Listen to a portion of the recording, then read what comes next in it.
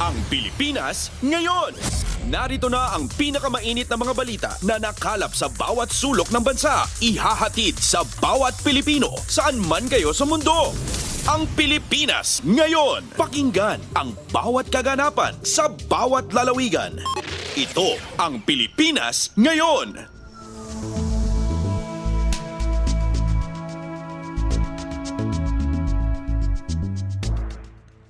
Magandang araw po sa ating mga tagapakinig. Welcome po ulit sa ating programang Ang Pilipinas Ngayon. Sa ngalan ni Ven Blones, ito po si Steph Vicente. Samahan niyo po ako sa kabuuan ng ating palatuntunan.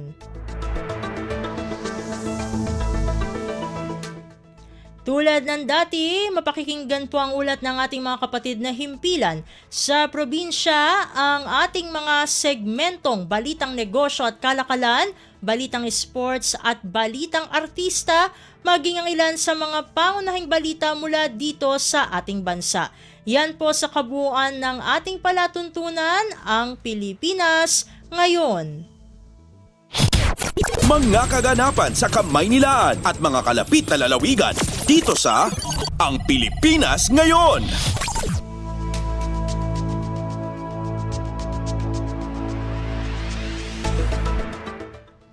Sa mahahalagang balita, pinangunahan ni Pangulong Ferdinand R. Marcos Jr. ang panunumpa sa katungkulan ng mga bagong kasapi ng Partido Federal ng Pilipinas o PFP nitong Miyerkules, Mayo 1.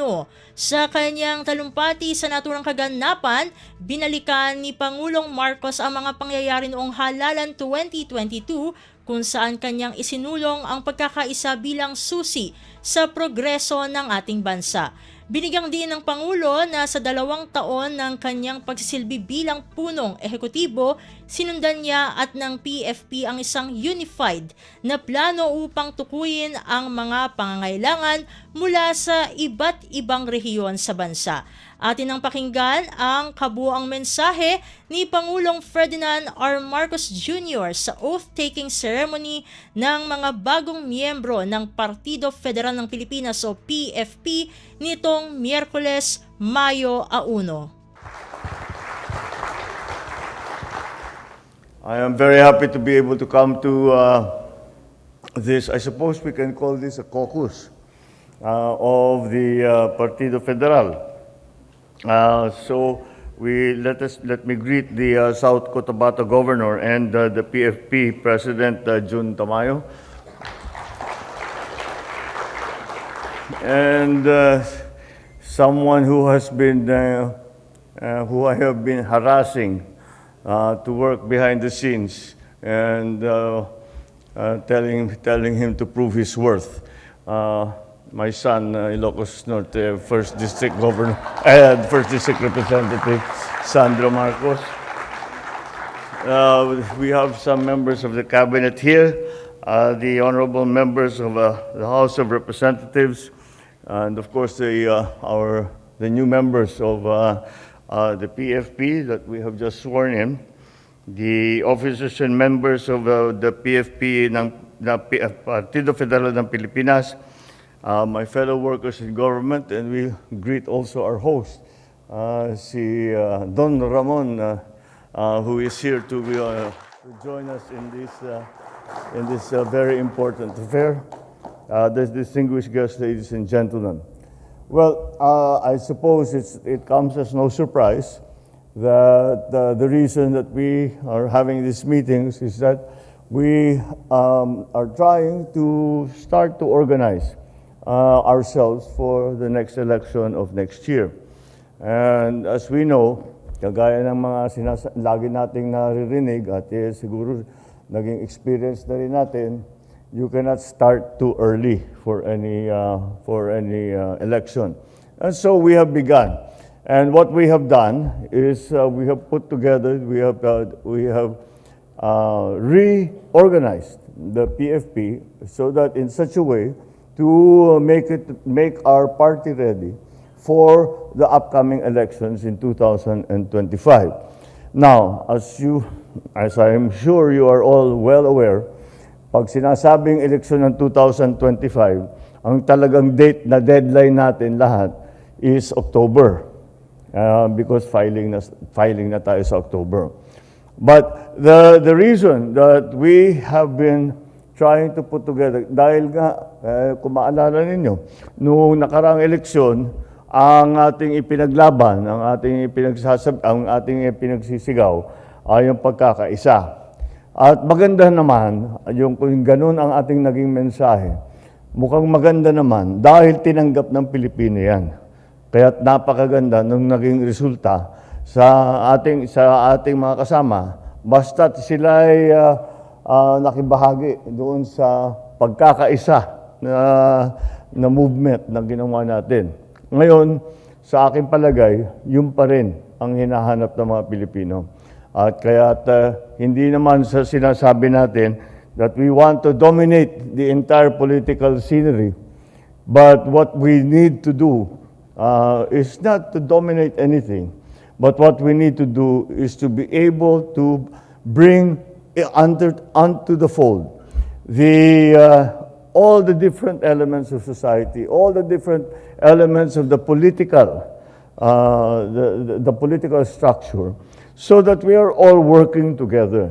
Now, if you look at it, we have not yet been in office for 2 years. But in that small time, napakarami na nating nagawa. Napakarami na nating naumpisan. And the reason that is that because we have been working together. We have been following the same plan. We have come together, nakipag-ugnayan tayo. Ano ba ang problema doon sa inyong region, sa iyong probinsya, sa iyong bayan? At pinakinggan natin silang lahat ng hindi lamang yung mga political leader, kundi pati na ang taong bayan. At nakinig tayo. At sinama natin, ano sa palagay niyo ang dapat natin gawin? At tayo nag-isip at ginawa natin. Dahil sabay-sabay natin nagawa, sabay-sabay tayong gumagalaw, ay maganda naman ang nagiging resulta. Kaya sa palagay ko, sa darating na halalan, ay maliwanag na ang taong bayan dito sa Pilipinas ay talaga sinasabi, maganda itong ginagawa natin na sabay-sabay tayo tumutulong.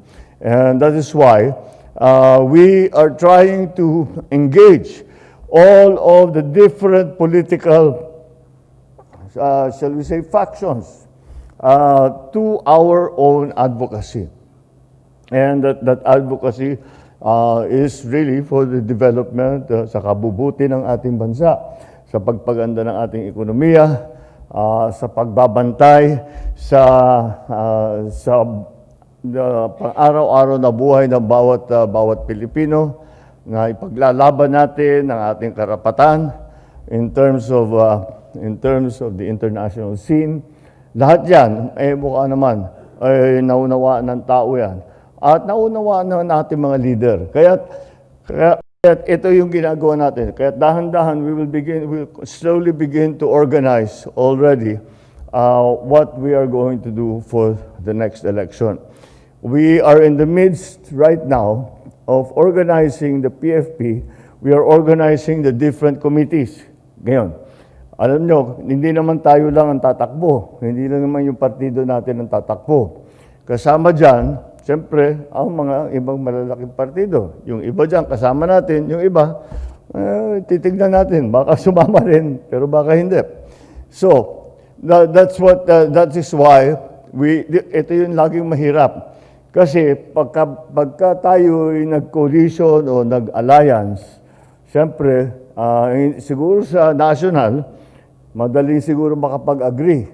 Pero sa pag-local, yun ang medyo komplikado kung minsan ng sitwasyon.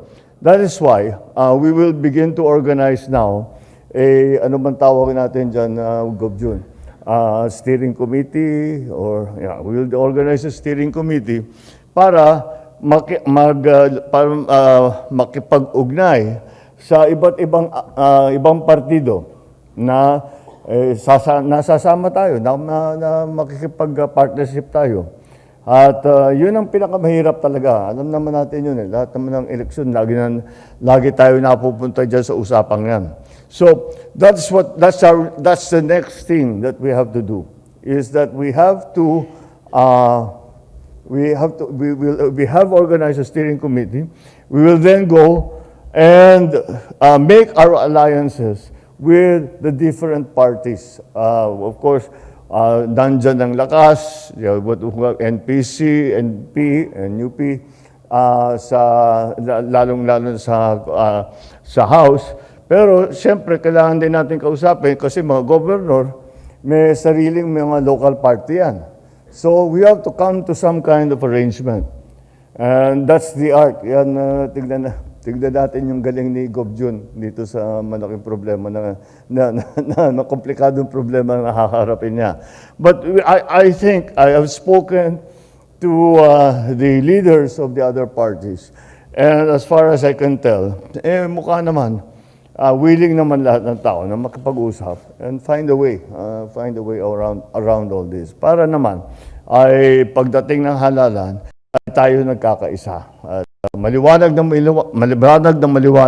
sa taong bayan kung sino ba ang talagang ini-endorso natin, sino ba talaga ang ating hinaharap sa kanila upang makapagserbisyo sa kanila. So that's what we are trying to, that's the process that we have begun today.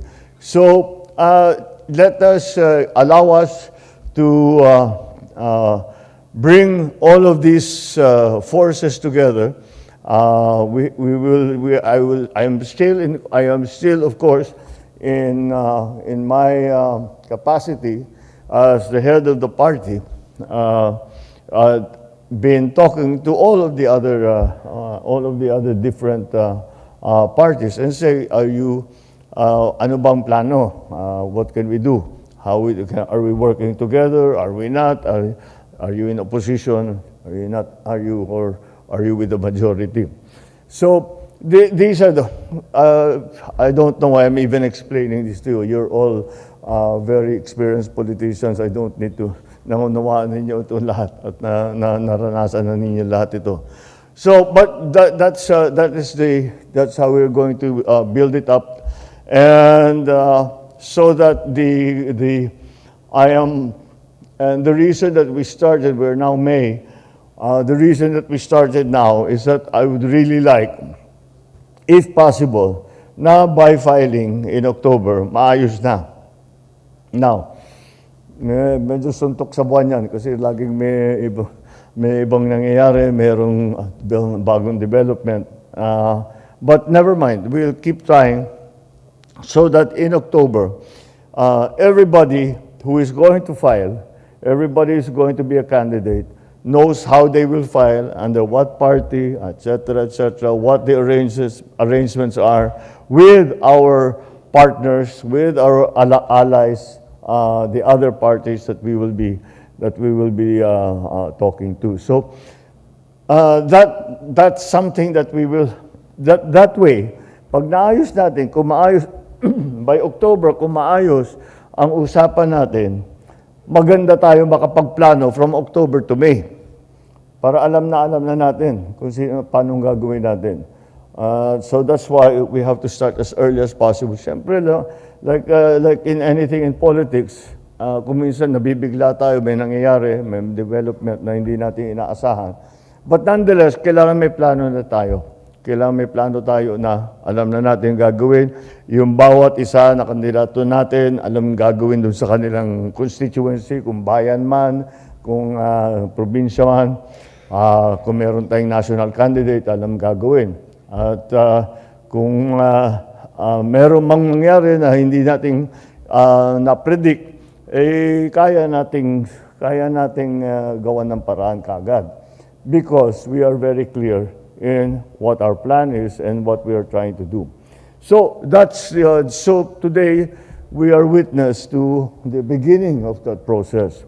The beginning of that process wherein all of us are starting to consolidate our forces so that our political forces, so that we can prepare ourselves properly for the next election. And what that entails is, number one, that by October, sana naman maliwanag na lahat na kung sinong PFP, kung sino ang ganito, kung sinong partido dyan, kung sinong magkasama, sinong hindi. And then, because importante sa akin yun dahil kapag maayos yung maliwanag kung sino ang lineup natin. And I'm talking about national, I'm talking about provincial, I'm talking about municipal or city.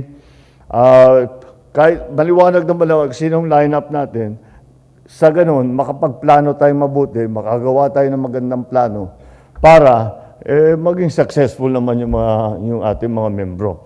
And we will find a way to help each other. We will find a way we will assess sa bawat lugar. Sino ba talagang, malakas ito, walang masyadong, marami sa inyo, hindi naman kailangan ng tulong dahil masyadong malakas na. At hindi kayo naniniwala sa akin. Yung kagaya yung sinasabi ko, yung sinasabi sa akin dati nung nagka-asyang kami, sinabi nagkukwento kami ni President Widodo. Tsaka kasama ko si Prime Minister ng Japan at nag-uusap sila dahil may halalan sa Indonesia. Sabi ng Prime Minister ng Japan, sabi niya, well, you are not running, so you don't have to spend any money. So it's easier for you. Nagtinginan kami ni President Widodo. Sabi ko, yung last 2 terms ko sa governor, sa Ilocos Norte, wala akong kalaban. Pero, siyempre, lahat ng kasama ko, kailangan kong tulungan. Lahat ng mayor ko, kailangan kong tulungan. Tapos dagdag pa ron, sasabihin pa ng mga iba, wala ka namang ginagastos, sa akin na yung pera. Di ba? So, ganun pa rin yung gastos mo. So, there's no way around it. We still have to do this. We still have to do the work. We still have to fight hard. There is no easy election. That is something that I've learned. So that is why we have to be very well organized, that we have to be in constant communication with one another so that we know what's going on. And at the very beginning, trabaho ito ng ating leadership ng ating partido ay magkaroon tayo ng magandang plano, hindi lamang para sa national, kundi para sa lahat ng LGU, para lahat sa mga distrito ng mga congressman na kasama natin. Mayroon tayong gagawin, but also in coordination with all the other parties that we are going to be in partnership with. So that's what we are doing now. And I know that all of you would want for this to succeed. And again, malakas din ang loob ko naman pagka napunta tayo sa talagang kampanya na uhaw pa rin ang tao para sa pagkakaisa. Talagang sa aking palagay, hanggang ngayon, ang tao ayaw na nila yung nag-aaway-away, ayaw na nila ang walang nangyayari dahil puro politika na lang ang pinaglalaban, ganun ang aking naramdaman mula ng Mayo noong 2022. Para sa akin, maliwanag yan. Kaya ibuuin natin ang ating grupo at laging nasa isip natin na ginagawa natin ito, siyempre, para makapagserbisyo na mabuti sa taong bayan. And that is the best way to do it. So, to the newly sworn-in members to the PFP, welcome, and I hope and we will make sure that you will find a fine political home here in the Partido Federal. And beyond that, let us work together and let us continue to keep in mind that what is the best way for the best way for us to serve our people is to come together and to work as one. Maraming salamat. Thank you very much. Inyong napakinggan ang talumpati ni Pangulong Ferdinand R. Marcos Jr. ng kanyang pinangunahan ng panunumpa sa katungkulan ng mga bagong kasapi ng Partido Federal ng Pilipinas o PFP nitong Miyerkules, Mayo 1. Pasada ng mga balita mula sa Pilipinas para sa mga Pilipino saan man sa mundo. Ang Pilipinas ngayon.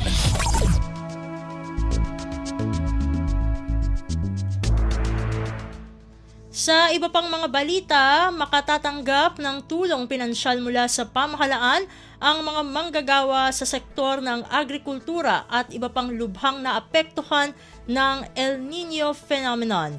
Ayon kay Pangulong Ferdinand R. Marcos Jr., karagdagang tulong lang ito sa kasalukuyang programa ng gobyerno sa gitna ng patuloy na tagtuyot.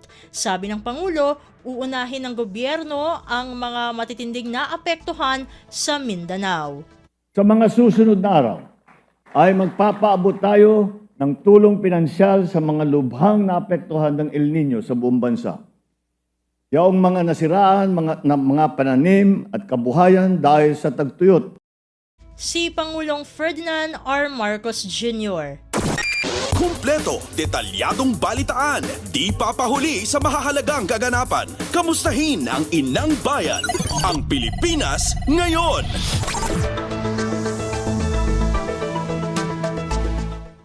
Samantala, ipinag-utos ni Pangulong Ferdinand R. Marcos Jr. sa Department of Migrant Workers o DMW na palakasin pa ang proteksyon para sa mga manggagawang Pilipino sa labas ng bansa.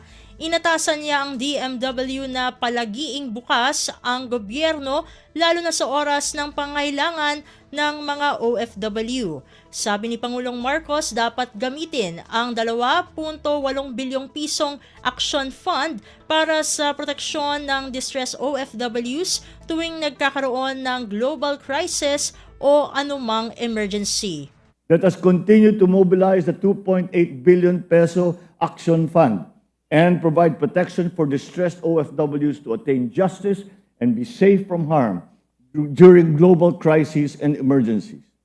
Let us also likewise provide forms of assistance to OFWs requiring welfare, repatriation, and reintegration services. Si Pangulong Ferdinand R. Marcos Jr. Pasada ng mga balita mula sa Pilipinas para sa mga Pilipino saan man sa mundo. Ang Pilipinas ngayon.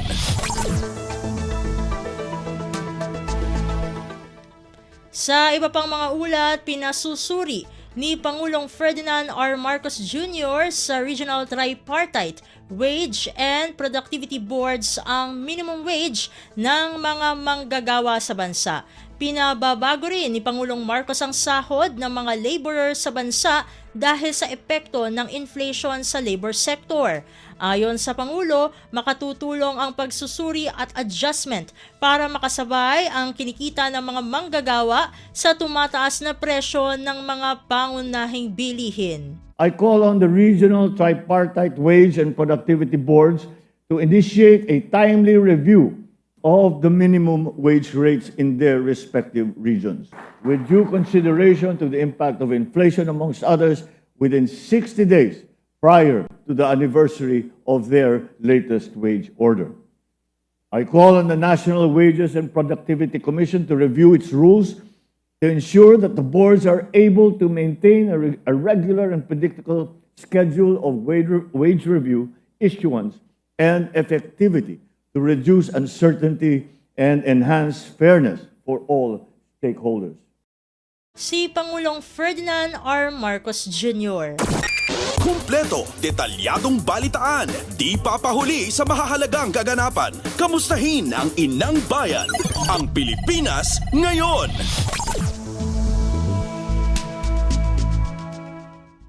Sa iba pang mga balita, Pangulong Ferdinand R. Marcos Jr.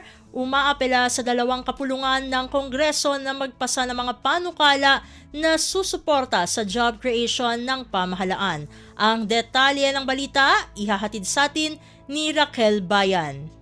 Umaapela si Pangulong Ferdinand R. Marcos Jr. sa dalawang kapulungan ng Kongreso na magpasa ng mga panukala na susuporta sa job creation agenda ng gobyerno. Kabilang na dito ang Enterprise-Based Education and Training Program Law, Revised Apprenticeship Program Act, at ang Corporate Recovery and Tax Incentive for Enterprises to Maximize Opportunities for Invigorating the Economy o Create More Law. Sa talumpati ng Pangulo sa pagdiriwang ng Labor Day, pinasalamatan nito ang mga manggagawang Pilipino kasabay ng pagkilala sa papel ng mga ito sa tagumpay at pagsulong ng Pilipinas. Pagbibigay din ni Pangulo Marcos, nararapat lamang na mabigyan ng mga ito ng dangal, respeto at paghanga. Narito ang naging pahayag ng Pangulo. Mga manggagawang Pilipino, muli ako'y nagpapasalamat sa inyo. Kayo, ang puso at kaluluwa ng ating lakas paggawa. Ang nagsusulong ng ating tagumpay at ang dahilan kung bakit patuloy tayong nangangarap para sa isang mas maliwanag na bukas. Kayo ang muka ng bagong Pilipinas. Magagaling, masisipag at punong-puno ng dedikasyon, kaya't nararapat lamang na bigyan ng dangal, respeto at paghahanga. Mula sa Malacanang, ito si Raquel Bayan para sa Radyo Pilipinas.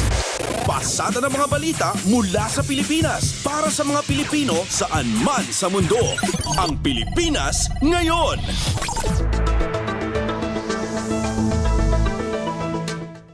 Samantala, Build Better More makapag-aangat sa ekonomiya ng bansa ayon kay Pangulong Ferdinand R. Marcos Jr.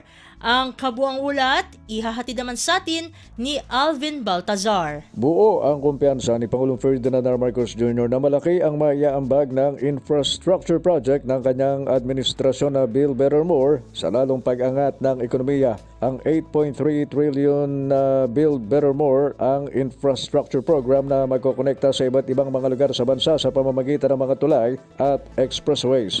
Ayon sa Pangulo, hindi lamang pag-angat sa ekonomiya ang mabuting idudulot ng programang pang-infrastruktura ng kanyang administrasyon, kundi kasabay din ito ay ang pag-angat sa kalidad at kakayahan ng mga manggagawa. Kaugnay nito ay inatasan ng Presidente ang dole na tugunan ng underemployment sa pamamagitan ng pagsasagawa ng training upang mas mapagyaman pa ang kasanayan ng mga manggagawa sa local at international labor markets. Seryoso siya, sabi ng Pangulo, na mapaunlad ang kasanayan ng mga obrerong Pinoy at maihanda ang mga ito para sa technical at digital jobs. Pakinggan natin si Pangulong Ferdinand R. Marcos Jr. Ang ating Build Better More Infrastructure Program ay inaasahan din na magpapaigting at pag-angat sa ekonomiya. Kasunod dito ang pag-angat sa kalidad at kakayahan ng ating mga manggagawa. Mula sa Palasyo ng Malacanang, Alvin Baltazar, Radyo Pilipinas. Kumpleto, detalyadong balitaan, di papahuli sa mahahalagang kaganapan. Kamustahin ang inang bayan, ang Pilipinas ngayon.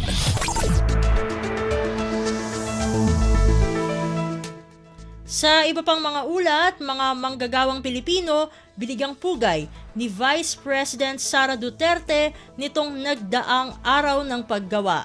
Ang detalye ng balita ihahatid sa atin ni J. Mark Dagala. Nagpaabot ng kanyang pagpati at pagpupugay si Vice President Sara Duterte sa mga manggagawang Pilipino ngayong araw ng paggawa o Labor Day. Sa kanyang mensahe, hinilala ng pangalawang Pangulo ang sakripisyo ng mga overseas Filipino worker, medical at security frontliners, community workers at mga guro, maging ang mga nagtatrabaho sa pampubliko at pribadong sektor. Dapat anyang papurihan ang kanilang mga natatanging ambag bilang mga bagong bayani sa mga bagong panahon. Kasabay nito, sinabi ni VP Sara na kasabay ng pagkilala sa mga manggagawa ang kanyang panalangin para sa pag-unlad at tagumpay para sa kanila. J. Mark Tagala, Radyo Pilipinas. Pasada ng mga balita mula sa Pilipinas para sa mga Pilipino saan man sa mundo. Ang Pilipinas ngayon.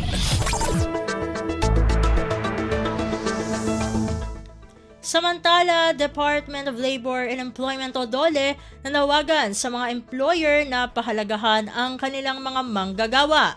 Ang kabuang ulat, ihahatid naman sa atin ni Michael Rogas. Umaapila sa mga pribadong kumpanya ang Department of Labor and Employment na pahalagahan nito ang kanilang mga empleyado. Ito nilalaman ng mensahe ni Labor Secretary Bienvenido Laguesma sa pagunita ng Labor Day ngayong Mayo 1. Sabi ng kalihim, ang mga manggagawa ang siyang tunay na kayamanan ng mga employers kung kaya't nararapat lamang na ibigay sa kanila ang maayos at tamang benepisyo. Pinasalamatan naman ng DOLE ang mga kumpanya na nagbibigay ng isang maayos na serbisyo para sa kanilang mga empleyado. Sa hanay ng pamahalaan, patuloy na gumagawa ng mga hakbang ang gobyerno upang maibigay ang maayos na benepisyo sa mga manggagawa. Halimbawa nito ay ang murang pabahay, murang presyo ng mga bilihin, maayos na serbisyong medikal, maaliwalas na pamayanan. Ito si Michael Rogas para sa Radyo Pilipinas. Kumpleto, detalyadong balitaan, di papahuli sa mahahalagang kaganapan. Kamustahin ang inang bayan, ang Pilipinas ngayon.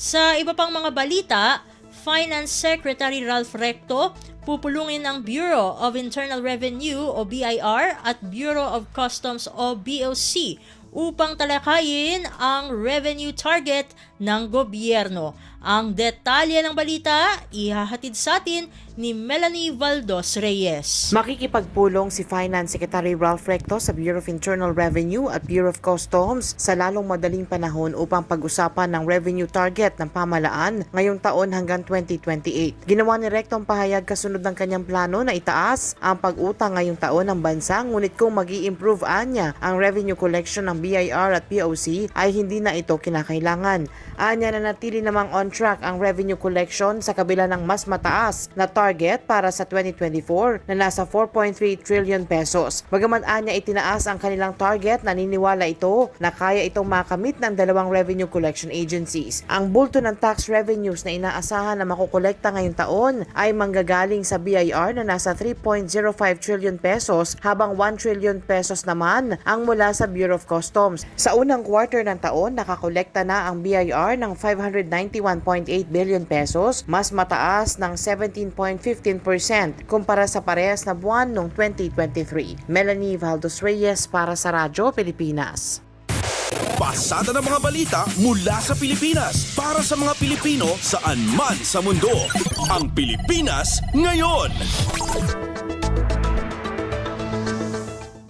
Samantala, aerial resupply exercise isinagawa sa Patag Island sa West Philippine Sea. Ang kabuuang ulat ihahatid naman sa atin ni Leo Sarne. Matagumpay na naisagawa ng Armed Forces of the Philippines o AFP ang aerial resupply operation sa Patag Island nitong Abril 27. Ayon kay AFP Public Affairs Office Chief Colonel Cercis Trinidad, ginamit ang Philippine Air Force NC-212I aircraft sa pagdadala ng essential goods kasama na mga pagkain at gamot sa mga sundalo na nakadeploy sa mga malalayong isla. Isinagawa ang exercise sa dalawang magkahiwalay na cargo drop scenario kung saan ang una ay direktang inihulog sa isla sa pamamagitan ng parachute habang ang isa ay hinulog sa karagatan at niretrieve ng kanilang personnel. Ayon kay Trinidad, ang nasabing paraan ng aerial supply ay bahagi ng operational mix options ng AFP para sa mga ground commander upang masiguro ang kapakanan ng mga tropa na nakatalaga sa West Philippine Sea. Isinagawa ang aerial resupply exercise bilang isang unilateral event habang isinasagawa ang multilateral maritime exercise sa bahagi ng West Philippine Sea.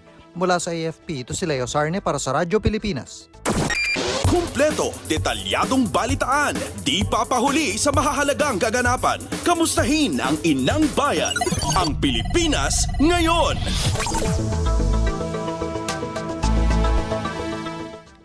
At yan ang mga maiinit na kaganapan para sa araw na ito. Samantala, ating antabayanan ang mga ulat mula sa ating mga kapatid na himpilan sa probinsya para sa Regional News. Balita mula sa lalawigan sa bawat rehiyon ng ating bayan. Dito sa Ang Pilipinas Ngayon.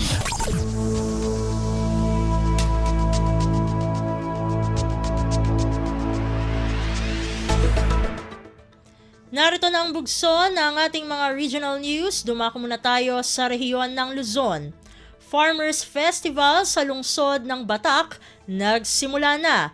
Ang kabuang ulat, ihahatid sa atin ni Jude Pitpitan mula sa Lawag. Nalukatanan iti may kasangapulo kat lima a Farmers Festival iti Syudad ti Batak iti Kalman Mayo 1 iti panagbitlan ni Mayor Albert Chua nagyaman isuna kadagiti nagduduma nga ahensya iti gobyerno at tumultulong kadagiti manalon tapno makalungaw iti panagbiag na kang runana ita panawan iti Kalgaw. Dinakamat ni Chua iti panakitinulong iti Provincial Government of Ilocos Norte tapno maipayan tinayon a pagurnungan ti danom iti panawan iti panagtutudo ket mausar daytoy nga kakurang na malaksit iti daytoy nagyaman pa isuna iti nailya na gobyerno gaputa ita 2024 ket naikan iti LGU ti pondo nga agarop 200 million pesos para iti panakasemento dagiti farm to market roads. Imapila ti mayor kadagiti manlalon na suportahan da kuma dagiti proyekto kan programa iti gobyerno para kadakwada gaputa isu damat lang iti agbenepisyo no malpas dagiti a proyekto wenno no adda dagiti maibunong. Ti Farmers Festival iti Syudad ti Batak ket panang bigbig kadagiti manlalon kas isu dati kang runana mangmanggad iti syudad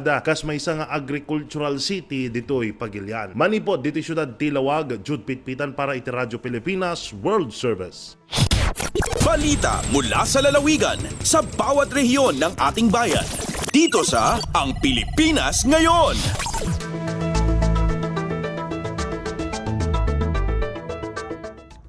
Inyong napakinggan ang ulat ni Jude Pitpitan mula sa Lawag.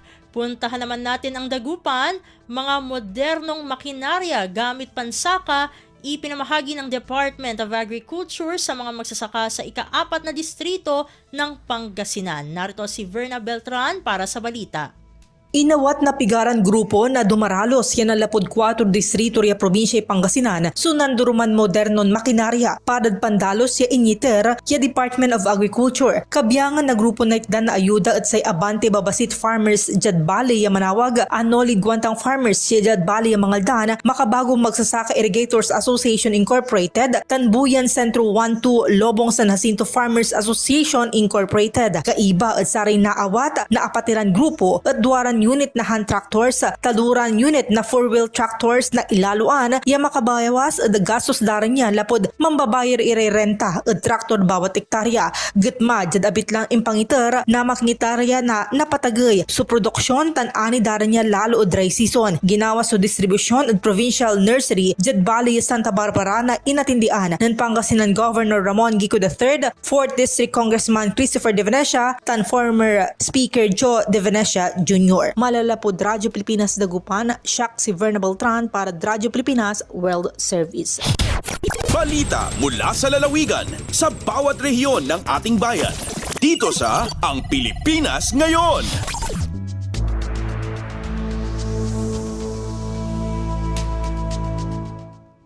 Inyong napakinggan ang ulat ni Verna Beltran mula sa Dagupan. Dumako naman tayo sa Agoo, bagong battalion commander ng 103rd La Union Ready Reserve Infantry Battalion itinalaga sa pwesto.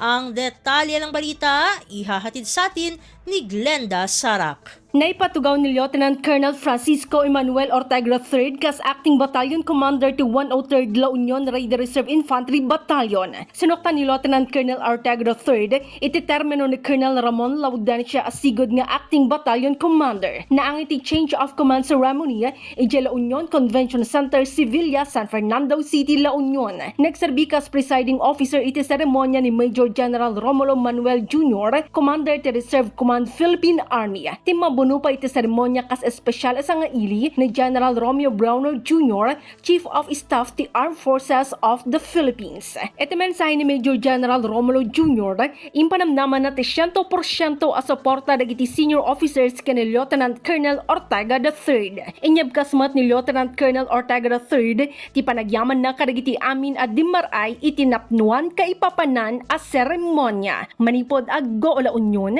Glenda Bakungan Sarak para iti Radyo Pilipinas World Service.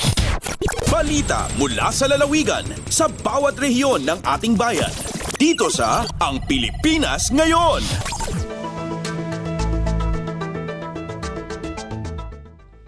Inyong napakinggan ang ulat ni Glenda Sarak mula sa Agoo. Puntahan naman natin ang rehiyon ng Kabisayaan. 3 barangay sa Eastern Samar, isa sa ilalim sa lupong taga Pamayapa Incentives Award o LTIA, Regional Assessment ng Department of the Interior and Local Government sa Region 8.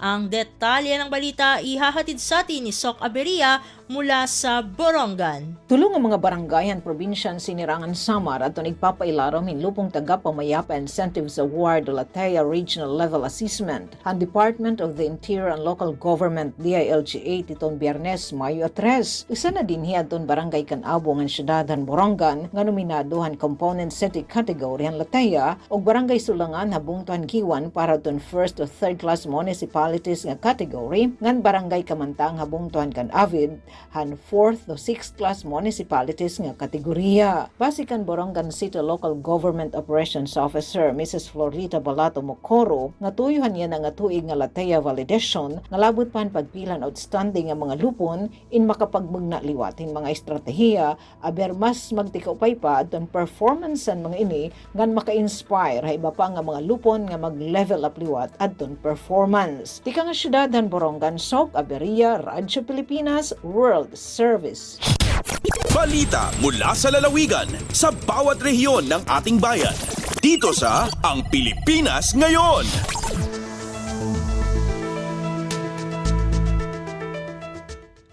Inyong napakinggan ang ulat ni Sok Aberia mula sa Borongan. Pumunta naman tayo sa Sogod, kauna-unahang WASH Summit inilunsad sa Eastern Visayas.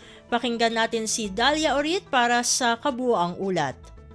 Malampusong gilusat sa DOH Eastern Visayas ang unang Water, Sanitation and Hygiene o WASH Summit sa rehiyon ng aging adlaw sa Dakbayan sa Tacloban. Sa kinatibukan ang katuyuan sa mong activity o ang pagpaligon sa pagpatuman sa mga polisiyo o pagpauswag sa mga kahibalo sa mga local government units sa pagtubag sa mga hagit kalabot sa WASH panahon sa kalamidad. Kinigitambungan sa mga miyembro sa Sangguniang Bayan on Health, Municipal Health Officers, Sanitary Inspectors o guban LGU representatives gikan sa laing-laing dapit sa Biliran, Eastern Samar, Leyte, Northern Samar, Samar ug Southern Leyte. Laing highlight ng awarding ceremony isip pag-ila sa kakugi sa mga LGU partners ug stakeholders nga malampusong nagtudlo sa local drinking water quality monitoring committees o gisundan kini sa ceremonial turnover sa water testing equipment sa matag probinsya ug ang panagtapok human sa ceremonial signing of pledge of commitment nga gihimo sa tanang partisipante. Ang WASH Summit gipanguluhan ni Regional Director Dr. Exoperia Sabalbirino, OIC Assistant Regional Director Dr. Jean Ergaro ug ang mga nagkadaiyang program managers. Nitambong sab sa mga WASH Summit ang mga resource speaker gikan sa Department of Health Central Office, Supervising HPO Engineer Maria Anarna o gikan sa DILG Regional Office 8 ug uban pang ahensya sa gobyerno. Balita gikan sa Sogod, Southern Leyte, kini si Dalia Urit para sa Radyo Pilipinas, World Service.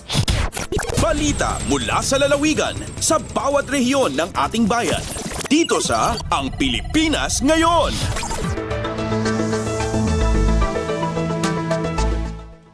Inyong napakinggan ang ulat ni Dalia Orit mula sa Sogod. Dakuin naman natin ang rehiyon ng Mindanao. Mega Job Fair sa Cagayan de Oro, dinagsa ng mga aplikante para sa mahigit 6,000 available na trabaho. Ang detalye ng balita ihahatid sa atin ni Romy Kapinpuyan mula sa Cagayan de Oro. Gidagsa sa mga job seekers sa Cagayan de Oro ug sa kasikbit nga lalawigan ang ipahigayon kagahapon nga Mega Job Fair dinhi sa Cagayan de Oro kagahapon ug 85 ka mga aplikante ang hired on the spot. 6,763 ang jobs available sa Tibok Region 10. Sa nasampit nga kidaganon, halos 6,000 ang para sa local employment samtang uban usab ang para sa abroad base kini sa verified overseas jobs gikan sa 12 ka mga DMW licensed and accredited recruitment agencies. Kadaghanan sa mga gilinyahan nga mga bakanting trabaho maong alang sa mga production workers, construction workers, customer service representatives ug service crew. Adunay mga nag-apply usab alang sa gawas sa nasod sama sa care assistants, teaching assistants, welders, registered nurses, cleaners, mga manikurista, waiter ug waitress. Gikan sa Radyo Pilipinas Cagayan de Oro, Romy Kapinpuyan para sa Radyo Pilipinas World Service. Balita mula sa lalawigan sa bawat rehiyon ng ating bayan. Dito sa Ang Pilipinas Ngayon.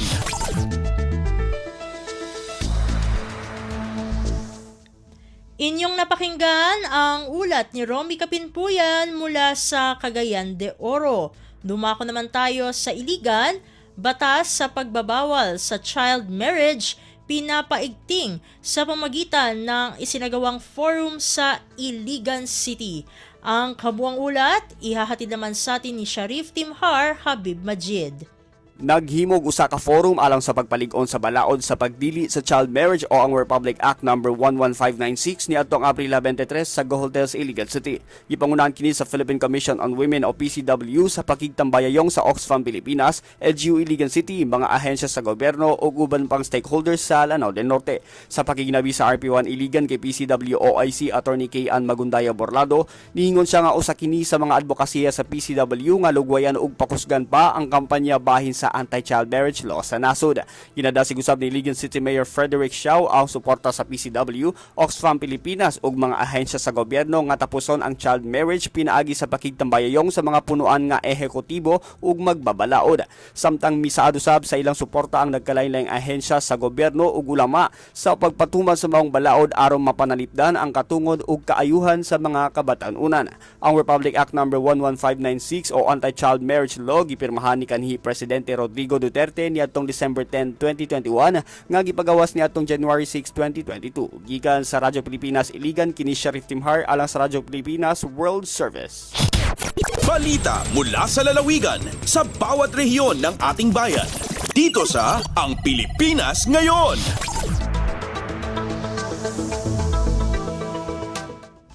At inyong napakinggan ang ulat ni Sharif Timhar Habib Majid mula sa Iligan. Dito na nagtatapos ang ating regional news. Narito naman ang ating segmentong Balitang Negosyo at Kalakalan na ihahatid sa atin ng ating kasamang si Bea Gaza. Lagay ng ekonomiya, kalakalan, negosyo at iba pa. Atin ang alamin dito sa Ang Pilipinas Ngayon. Magandang araw, narito ang balitang negosyo at kalakalan. Mananatili sa ngayon ang revenue collection target ng bansa ayon kay Finance Secretary Ralph Recto. Naniniwala kasi ito anya na mapapanatili rin ang double-digit growth sa collection ng Bureau of Internal Revenue o BIR hanggang sa katapusan ng taon. Batay sa Development Budget Coordination Committee Medium-Term Fiscal Program, inaasahan ang total revenue collection target ngayong taon na aabot sa 4.3 trillion pesos. Magbubula sa BIR ang kalakhan ng tax revenues na nagkakahalaga sa 3.5 trillion pesos, habang inaasahan namang makakakolekta ang Bureau of Customs o BOC ng aabot sa 1 trillion pesos. Sa unang quarter ng 2024, nakakolekta na ang BIR ng 591.8 billion pesos, 17.15% na mas mataas sa 505.2 billion pesos na nalikha sa kaparehong panahon noong 2023. Samantala, nakalikha naman ang BOC ng 218.9 billion pesos sa kaparehong period. Nalampasan ng 2.35% ang koleksyon noong nakaraang taon na nasa 213.8 billion pesos. Nakatakda namang makipagpulong si Recto sa mga opisyal ng BIR at BOC upang talakayin ang revenue targets ngayong taon hanggang 2028. Dagdag ni Recto, kinakailangan din anyang tingnan ang mga paraan para mapabuti ang pagbubuwis sa sektor ng e-commerce. Lagay ng ekonomiya, kalakalan, negosyo at iba pa. Atin ang alamin dito sa Ang Pilipinas Ngayon. Naitala ang kabuang net inflows na $377 million sa unang quarter ng taon para sa foreign portfolio investments o hot money na nakarehistro sa Bangko Sentral ng Pilipinas o BSP sa pamamagitan ng mga otorisadong bangko. Batay sa inilabas na datos ng BSP, nagresulta ang net inflows sa mga naturang buwan sa $4.1 billion sa gross inflows at $3.8 billion naman sa gross outflows. Bumawi naman ang net inflow sa mga naturang buwan mula sa naitalang $328 million net outflows sa unang quarter ng 2023. Ipinapakita ng datos ng BSP na ang mga rehistradong pamumuhunan sa unang quarter ng 2024 ay umakyat sa 42% mula sa $2.9 billion ng nakaraang taon. Samantala, umakyat ang gross outflows sa 16% mula sa 3.2 billion US dollars sa unang quarter ng 2023. Tinatawag na hot money ang foreign portfolio investments dahil sa bilis ng pagpasok at paglabas ng mga ito sa ekonomiya. Para sa buwan ng Marso lamang naitala ng BSP ang net outflows na 236 million US dollars na nagresulta ng 1.6 billion US dollars gross outflows at 1.4 billion US dollars gross inflows. Lagay ng ekonomiya, kalakalan, negosyo at iba pa. Atin ang alamin dito sa Ang Pilipinas Ngayon. Wala nang makikitang signipikong pagbabago sa mga presyo ng pangunahing bilihin ngayong buwan ayon sa isang supermarket industry leader hanggat walang hindi inaasahang dagdag na magmumula sa mga manufacturer at retailer. Sa isang panayam, sinabi ni Philippine Amalgamated Supermarkets Association Pag-asa President Stephen Kua, bahagyang hindi naramdaman ang inflationary pressure sa buwan ng Abril dahil walang nakitang dahilan ang mga manufacturer upang magtaas ng presyo. Ngunit paliwanag dito naghihintay ang retail sector sa posibilidad ng taas sweldo pagkatapos ng araw ng paggawa o Labor Day. Basta't reasonable naman ang mga susunod na wage adjustments, walang dapat ipag-alala sa inflation ang mga consumer, ani Kua. Samantala, ayon kay Kua, malapit-lapit din ang pagtataya sa inflation ng Bangko Sentral ng Pilipinas noong nakaraang buwan na nasa 3.5 hanggang 4.3%. Sang-ayon si Kua sa assessment ng BSP na ang patuloy na pagtaas ng presyo sa bigas at karne kasama na rin ang mas mataas sa presyo ng gasolina at pagbaba ng palitan ng piso kontra dolyar ang sanhi ng pagtaas ng presyo ng mga bilihin nitong nakaraang Abril. Sa kabilang banda, ang mas mababang presyo ng isda, prutas, gulay at mas mababang bayarin sa kuryente, ganun din ang rollback sa LPG ang bumawi sa pagbalanse ng inflation. Lagay ng ekonomiya, kalakalan, negosyo at iba pa. Atin ang alamin dito sa Ang Pilipinas Ngayon. At yan ang ating balitang negosyo at kalakalan. Ito si Bea Gaza para sa Radyo Pilipinas World Service. Lagay ng ekonomiya, kalakalan, negosyo at iba pa. Atin ang alamin dito sa Ang Pilipinas Ngayon.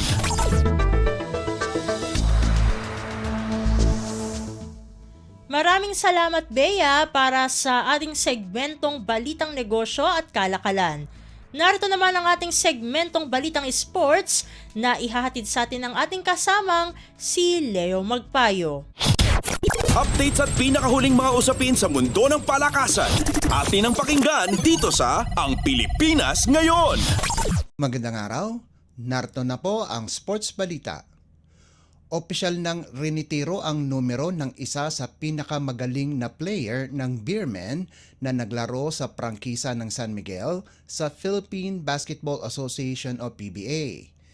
Binigyan ng pugay ng prangkisa si Arwin Santos nitong Miyerkules na ginanap sa PhilSports Arena sa Pasig City. Rinitiro na ang numerong 29 na sinuot ni Santos sa SMB kung saan nakasama siya sa pagkuha ng kampyonato sa 9 na beses sa loob ng 29 na titulo sa PBA. Nakuha ng San Miguel si Santos noong 2009 sa pamamagitan ng trade sa dating Burger King Whoppers. Pagkalipas ng 2 taong paglalaro sa koponan, nakuha ng SMB ang unang titulo ni Santos kasama sina Alex Cabagnot, Danny Ildefonso at import Anthony Grande kung saan tinalo nila ang Token Text Tropang Texters sa finals ng 2011 PBA Governors Cup. Dinomina ni Santos at Cabagnot ang 2010s kasama sina Junmar Fajardo, Chris Ross at Marshall Lassiter ang PBA kung saan tinaguruan silang Death 5. Nakilala bilang The Spider-Man dahil sa kanyang trademark na kapag nag-dunk ay tinatapak niya ang kanyang paa sa backboard. Nakakuha din ng ilang individual awards si Santos. Naging Most Valuable Player si Santos noong 2013 at nakakuha din ng 2 Finals MVP, 2 Best Player of the Conference Awards, 12 All-Star selections at 10 First Mythical Team selections. Subalit pagdating ng 2021, siya ay trinade sa Northport Batang Pier para kay Vic Manuel. Naglaro siya para sa Northport hanggang 2023 at bago matapos ang taon ay lumipat siya sa Maharlika Pilipinas Basketball League o MPBL kung saan naglalaro siya ngayon para sa Pampanga Giant Lanterns. Updates at pinakahuling mga usapin sa mundo ng palakasan. Atin ang pakinggan dito sa Ang Pilipinas Ngayon. Inaasahan ng Philippine Athletics Track and Field Association o PATAFA na madadagdagan ang delegasyon ng Pilipinas sa kanilang hanay at posible pang sa larangan ng track and field ang may pinakamaraming representahe ng bansa. Ayon kay PATAFA President Terry Capistrano, inaasahan nila na sa katapusan ng mga Olympic qualifying tournaments, hindi bababa sa 4 pang atleta sa track and field ang sasamahan ni pole vaulter EJ Obiena sa Paris Games. Ang mga hurdlers na sina John Cabang Tolentino, Eric Cray, Lauren Hoffman at Robin Brown at sprinter Christina Knott ay ilan sa mga posibleng makakapasok sa Olympics. Si Tolentino, na isang purong Pilipino na nakatira sa Espanya, ay nasa number 31 sa posibleng 40 Olympic qualifiers sa men's 110-meter hurdles.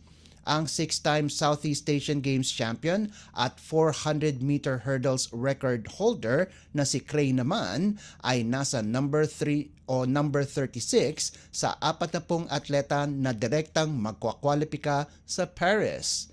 Ang mga kasalukuyang Asian champions na sina Brown at Hoffman naman ay nasa ika-36 at 32 pwesto na pasok na rin sa top 40 na makakakuha ng ticket sa Paris Olympics.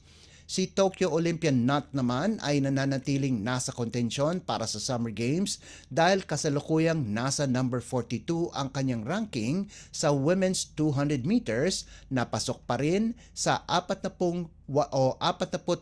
atletang makakasama sa quadrennial meet. Bukod kay Obiena, lahat sila ay inaasahang madadagdagan ang kanilang mga ranking points sa ICTSI Philippine Athletics Championships na isang Olympic qualifier event ng World Athletics and the Asian Athletics Association na gaganapin mula sa Mayo 8 hanggang 12 sa PhilSports Arena. Updates at pinakahuling mga usapin sa mundo ng palakasan. Atin ang pakinggan dito sa Ang Pilipinas Ngayon. Hindi naging mapalad ang mga Premier Volleyball League o PVL stars na sina Tots Carlos, Mylene Paat at MJ Phillips dahil hindi sila napili sa Korean V-League o KOVO Women's Asian Quota Draft na ginanap sa South Korea. Mag-aantay na naman si PVL 3-time Most Valuable Player at miyembro ng Creamline Coal Smashers na si Carlos ng panibagong oportunidad para makapaglaro sa ibang bansa habang si Paat na dati nang nakapaglaro sa Thailand sa koponan ng Nakhon Ratchasima ay inaasahang babalik muna sa kanyang koponan na Cherry Tigo. Dahil sa kanilang pagsali sa draft, hindi nakapaglaro sina Carlos at Paat sa kani-kanilang koponan sa PVL All-Filipino Semifinals kaya't malaki ang kontribusyon nito sa pagkatalo ng dalawang teams. Samantala, si Phillips naman ay nakuha na ng Gwangju Al Peppers nitong nakalipas na taon. Ang middle blocker na si Phillips ay galing na dito sa bansa para tulungan ang Petrogas na makapasok ng semifinals sa PVL. Siya rin ang isa sa mga gumawa para sa panalo ng Gas Angels laban sa crossovers sa bisa ng 20-25, 25-21, 25-15 at 25-16 kung saan nakagawa siya ng 16 na puntos. Updates at pinakahuling mga usapin sa mundo ng palakasan. Atin ang pakinggan dito sa Ang Pilipinas Ngayon. At yan ang pinakahuling balita sa larangan ng palakasan. Para sa Radyo Pilipinas World Service, ito po si Leo Magpayo. Magandang araw. Updates at pinakahuling mga usapin sa mundo ng palakasan. Atin ang pakinggan dito sa Ang Pilipinas Ngayon.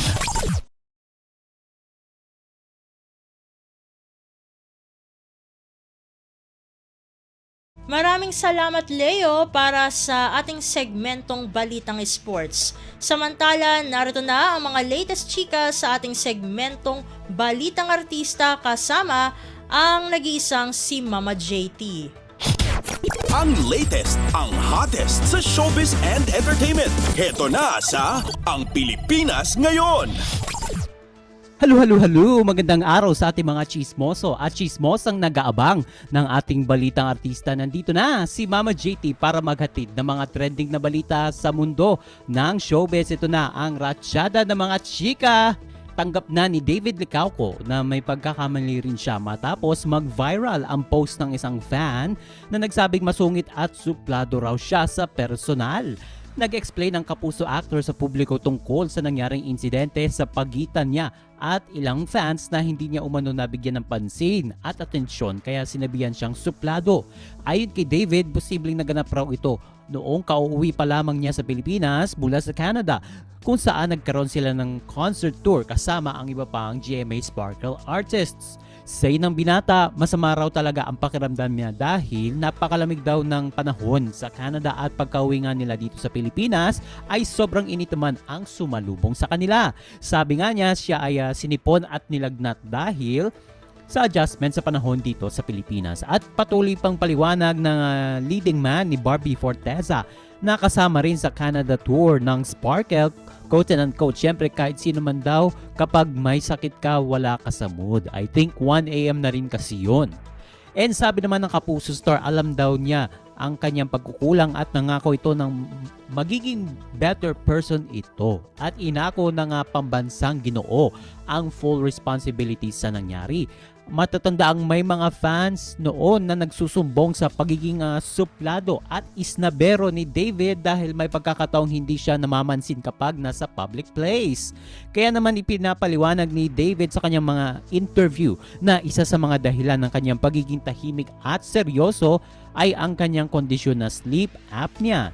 Ito yung rason kung bakit hindi siya nakakatulog ng maayos at tila pagod na pagod kahit bagong gising. Kaya naman tuloy na ang gagawing medical procedure sa kanya very soon. And sa mga hindi pa masyadong aware dyan, ang sleep apnea ay isang serious sleep disorder na paulit-ulit na tumitigil at muling nagsisimula ang paghinga ng isang tao. Ang taong may kondisyon na ganito ay malakas humilik at nakakaramdam ng sobrang pagkapagod dahil o kahit kagigising lamang. And ayon kay David, sana raw ay tuluyan na mawala ang iniinda niyang karamdaman once na gawin sa kanya ng mga doktor ang naturang procedure. At sa uli natin chika for today, ipinahayag ng megastar Sharon Cuneta sa kanyang gagawin sakali magpaalam na siya sa maingay na mundo ng showbiz. In short, retirement sa mundo ng showbiz. Sa kanyang Instagram page, ibinahagi ng award-winning actress at singer na ayaw niya ng malaking concert sakali magretiro ito. Quote and unquote, sabi niya, I am very much enjoying my private life. When I leave, I won't need a big concert or any bells and whistles to say goodbye. I will do it quietly. Pagpapatuloy niya, quote and unquote ulit, I will bring all the love you have given for over 4.5 decades and I will leave you mine. I am so thankful for all you have given me. I love you all very much. At kalakip ng post ni Sharon ay ang larawan ng beach na kuha ng gabi kung saan payapa ang dalampasigan at puno ng paligid at mga puno sa paligid. At marami naman sa mga netizen at supporter ang napa-comment at tila sumalungat sa sinabi niya. Para sa mga ito, ang naging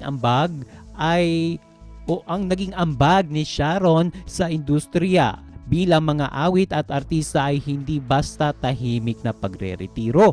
Sabi ng isa nag-comment sa kanyang post, hindi raw niya mai-imagine ang Philippine show business kung walang Sharon Cuneta. Comment naman na isa, deserve ni Ate Shawi ang lahat ng parangal at papuri. All the bells, all the whistles, all the dang fireworks, all the concerts and all the love dahil sa hard work at dedication nito bilang isang artista.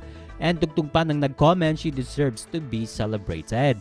And mahigit 4 na dekada na ring parte ng showbiz si Sharon at isa na rin ito sa mga masasabing veterano na sa kanyang larangan, mapakataman o arte. Sa ngayon ay walang aktibong teleserye si Sharon matapos ang kanyang paglabas sa teleseryeng FPJs ang Probinsyano. And OMG, wala na tayong oras para sa ating balitang artista. Maraming salamat mga kachismis sa pakikinig sa aking mga chika for today. Ako po si Mama JT para sa Radyo Pilipinas World Service. Ang latest, ang hottest sa showbiz and entertainment. Heto na sa Ang Pilipinas Ngayon.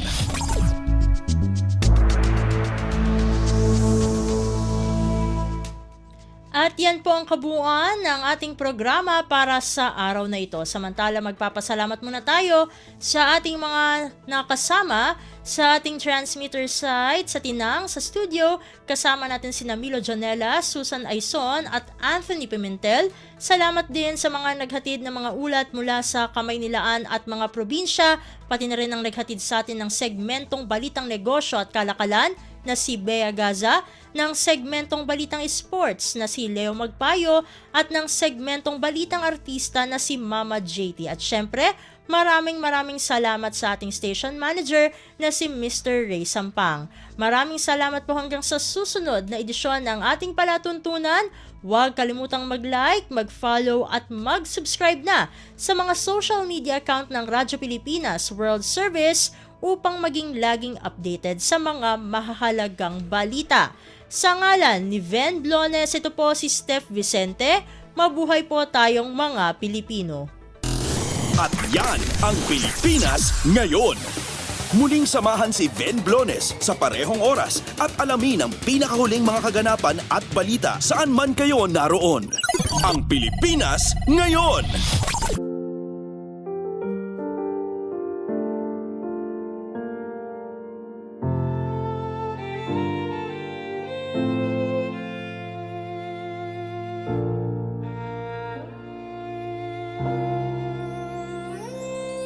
Ang tanging may pamamaan ako'y edukasyong Pilipino.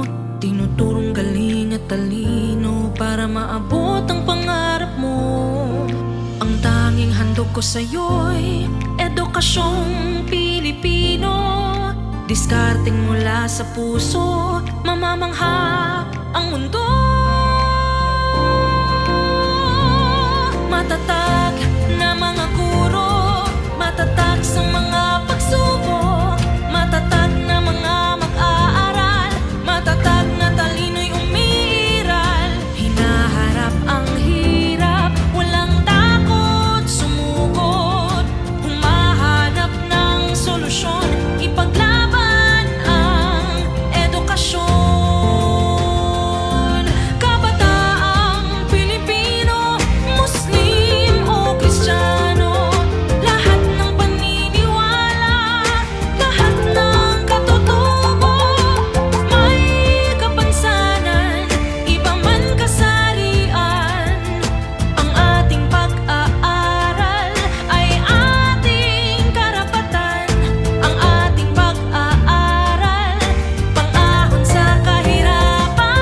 Matatag na mga guro, matatag sa mga pagsubok, matatag na mga mag-aaral, matatag na talino'y umiiral.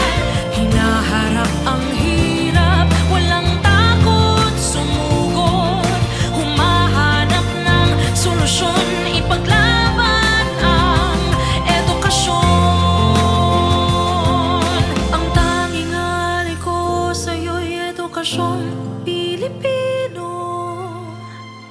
Matapat ng pamamaraan, maunlad na kinabukasan.